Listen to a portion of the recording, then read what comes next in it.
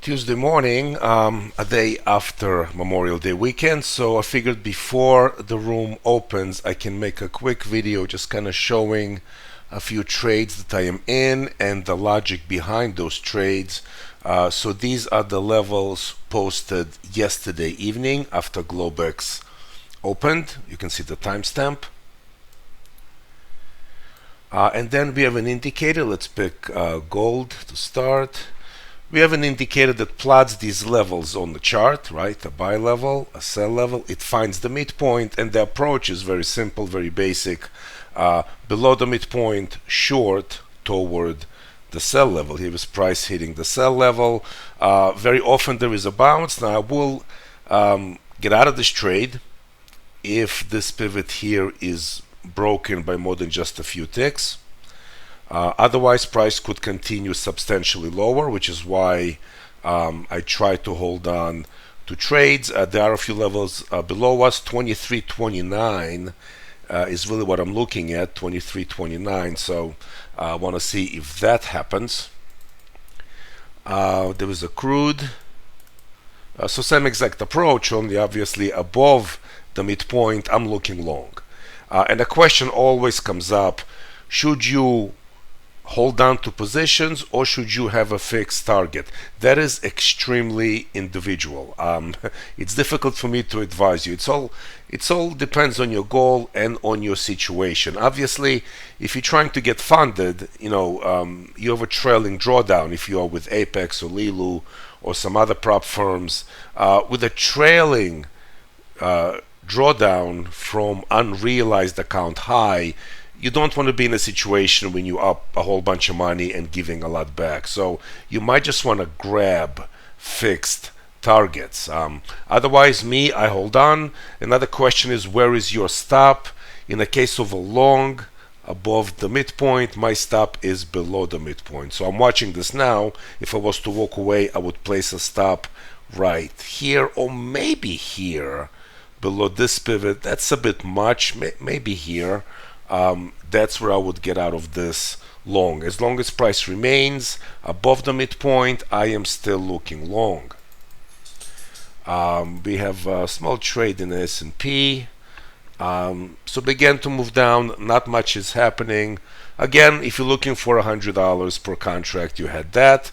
You're trying to hold on. You take a chance, obviously, of price reversing. And again, I would take myself out of a short if price crosses the midpoint to the upside. The YM, same exact idea, right? Everything is always the same. Below the midpoint, short. Once price hits the sell level, I start trailing. I'm trailing anyway. In other words, again, because I'm here, you don't see an actual trailing stop, but price starts coming up too much, I will take myself out. I can always re-enter. The Nasdaq. This is a Nasdaq trade, and again, always the same, right? Above the midpoint, looking long. So yeah, I wanted to do a quick video before the room opens. I opened the room at 7 a.m. Eastern, but I come in at 8. At 8 o'clock when I come in, I share with group members my trading plan for the session, for the US session, for the S&P and the Nasdaq specifically. I also mention, again, markets like gold and crude, but we mainly focus on the Nasdaq and the S&P. All right, we'll see later how these.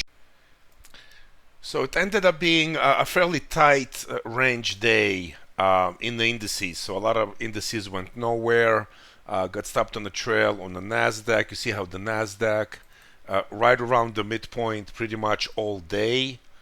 So not much at all is going on in the Nasdaq. The S&P is slightly different. I was saying in the room today, S&P is in a weaker position than the Nasdaq. For those of you who don't know, we have a live room where I focus mainly on S&P and the Nasdaq. So S&P stayed below this midpoint pretty much all day. We'll see what's going to happen the rest of the day.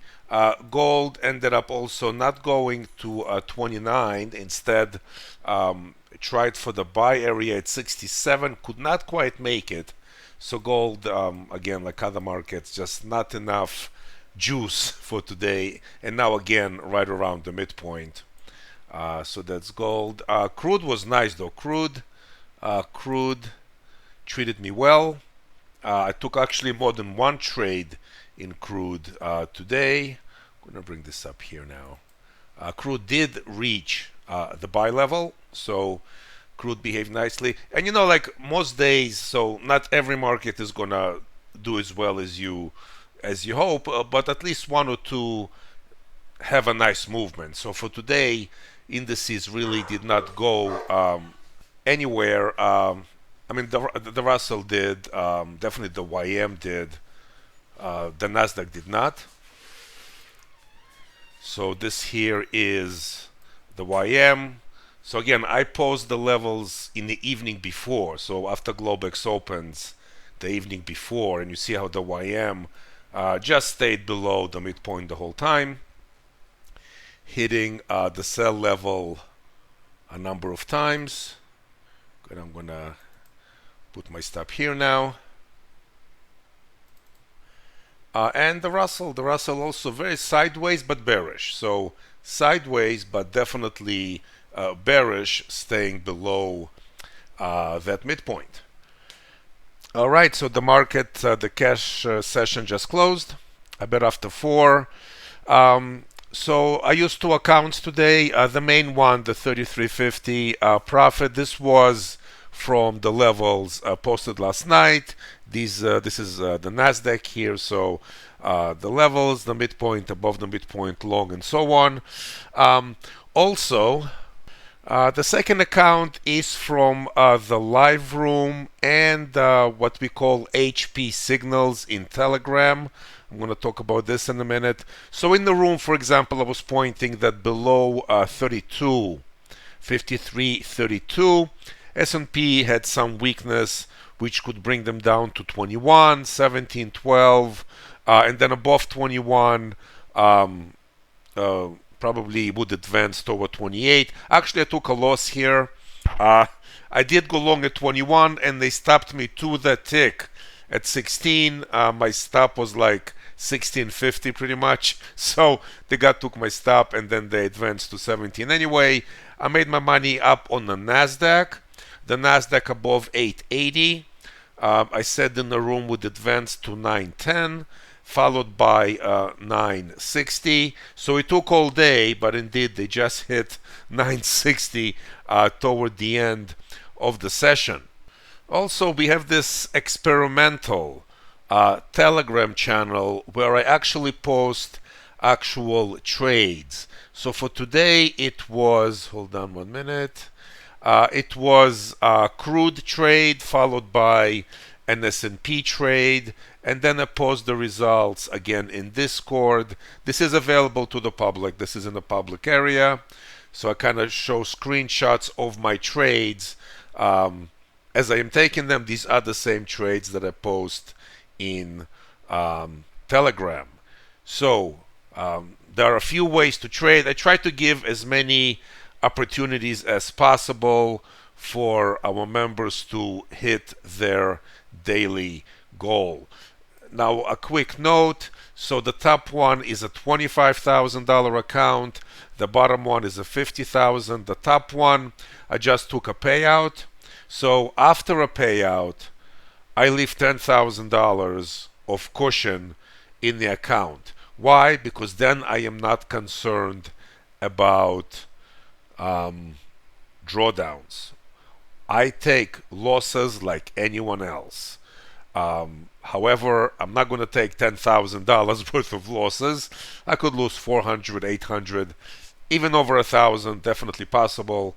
But it's not going to be 10,000. So in every account, after a payout, I leave at least 10,000 over the starting balance, and I recommend for all our members to do the same. Take your time, grow the account, and there you go. All right, so that's all for today. It's been a while since I posted a video here. I figured I should start posting more. I'll do my best. I'm just doing a lot of things trading related, so not too much time. In any case, make sure you are subscribed. Please leave a like, and if you have any questions, you can get in touch with me. My email is in the description. Our Discord server is in the description as well. By the way, just to clarify, I don't know if I said that before, this experimental Telegram channel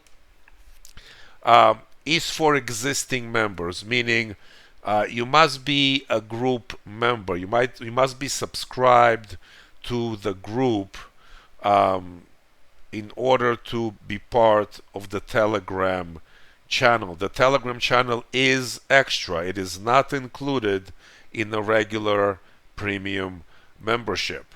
So obviously you don't have to be part of it. It's just if it's something that you want, it is for group members only as of right now. So thank you all. See you next time.